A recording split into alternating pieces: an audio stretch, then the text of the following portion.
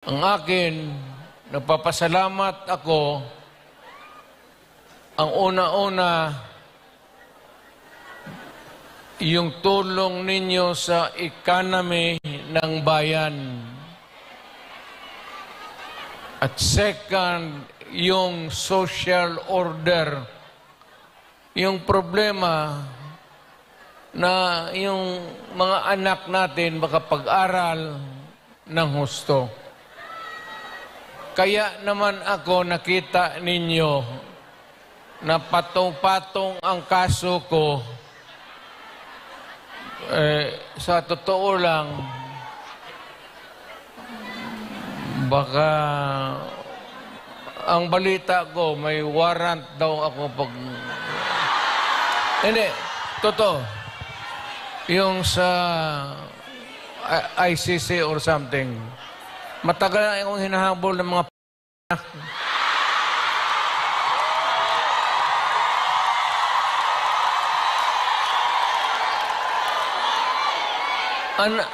ano man ang kasalanan ko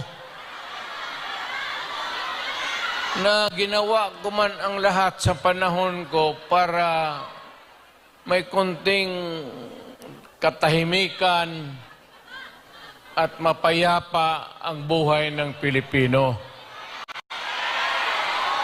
Ang problema nito, ewan ko kung ang tingin ng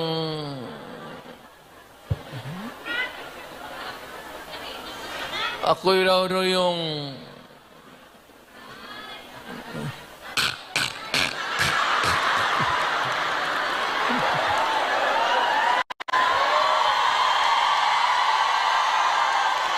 o ganito na lang. Ito ganito na lang. O sabi ko, assuming na totoo talaga yung naririnig ninyo. Bakit ko ginawa yan? Para sa sarili ko? Para sa pamilya ko?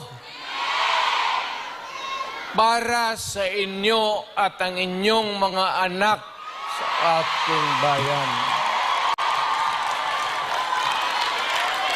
Kaya ako man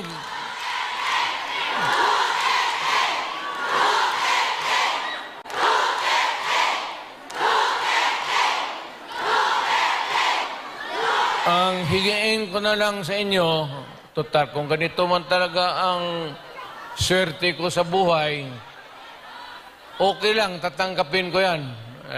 Wala tayong magawa hulihin tayo kung ikulong tayo. Kaya lang, meantime, mag-contribute kayo, baski $5, $10, para paglabas ko sa presuhan, pagawaan ninyo akong monumento katabi ni Rizal. Si Rizal may hawak na libro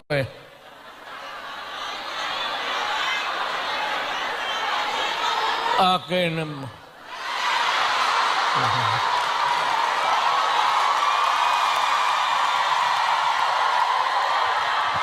Kaya bakit? Tumahimik ba ang bayan natin kung Pilipinos hold up dito, hold up. Wala nang ginawa ko ini.